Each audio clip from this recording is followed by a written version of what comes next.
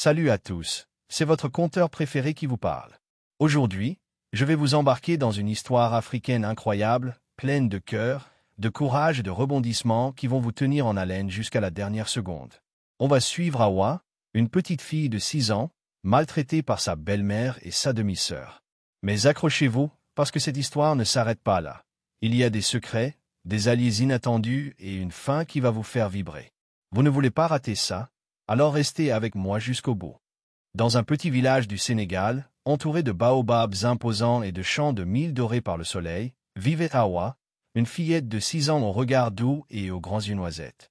Son village, avec ses maisons en banco au toit de chaume, vibrait au rythme des chants traditionnels Wolof et des rires des enfants jouant dans la poussière rouge. Mais pour Awa, ce monde était bien moins lumineux. Sa mère était morte en la mettant au monde, un drame que personne dans la famille n'avait jamais oublié. Son père, Samba, était un commerçant honnête mais souvent absent, parcourant les marchés régionaux pour vendre du tissu et des épices. Peu après la mort de sa première épouse, Samba s'était remarié avec Fatou, une femme au visage dur et au cœur encore plus froid. Fatou avait une fille, Aminata, âgée de 10 ans, qui avait hérité de la langue acérée et de la jalousie de sa mère.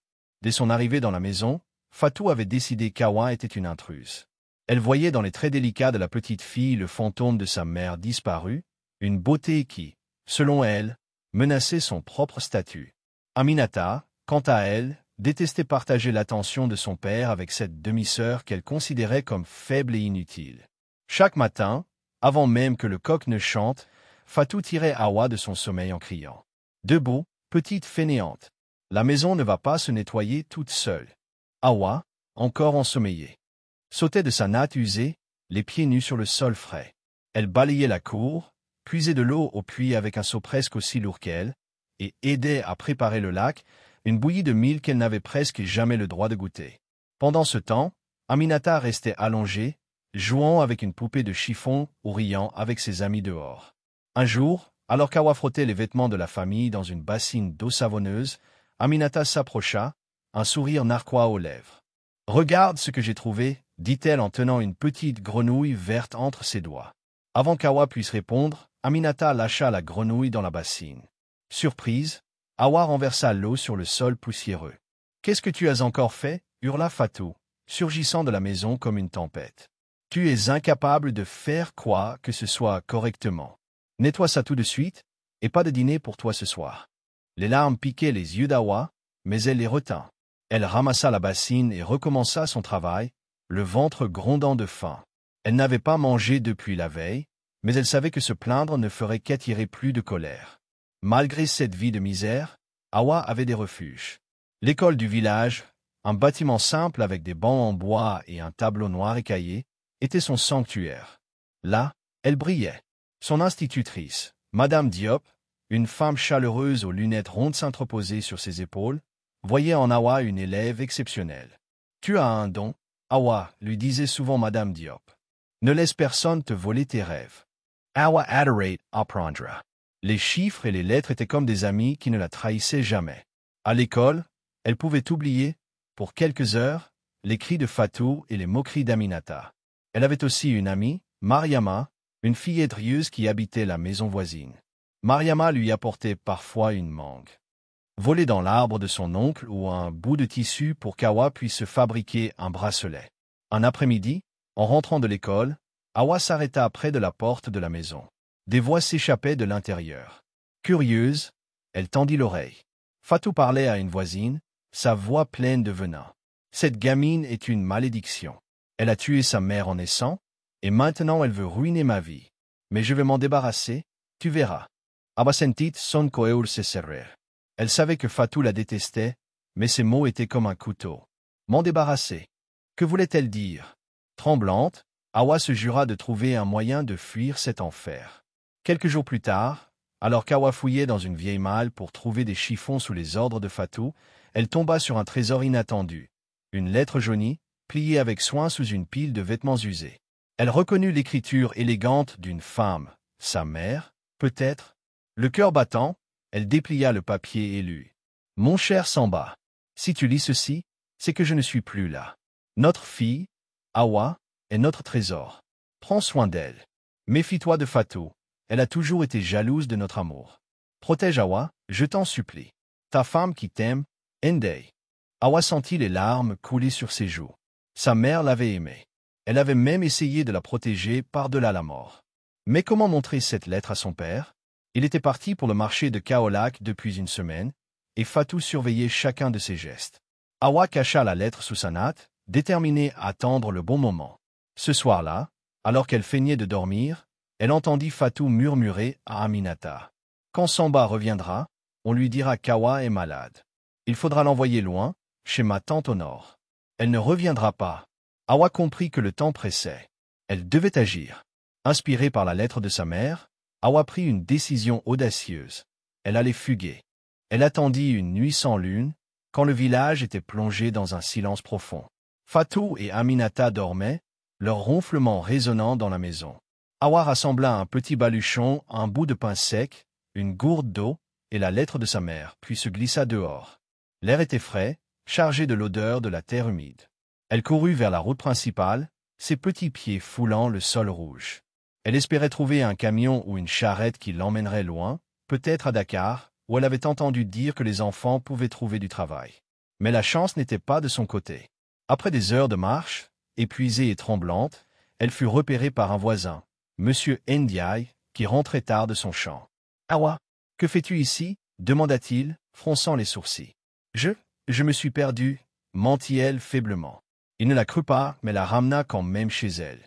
Fatou, réveillée par le bruit, entra dans une rage folle. « Tu as osé t'enfuir » cria-t-elle, attrapant un bâton. « Tu vas le regretter. » Elle battit Awa jusqu'à ce que ses bras soient couverts de bleu, puis l'enferma dans une petite pièce sombre derrière la maison, sans eau ni nourriture pendant 2 jours. « Ça t'apprendra, gronda Fatou à travers la porte. « Tu es à moi, et tu ne partiras jamais. » Awa, recroquevillée dans l'obscurité, plaira en silence.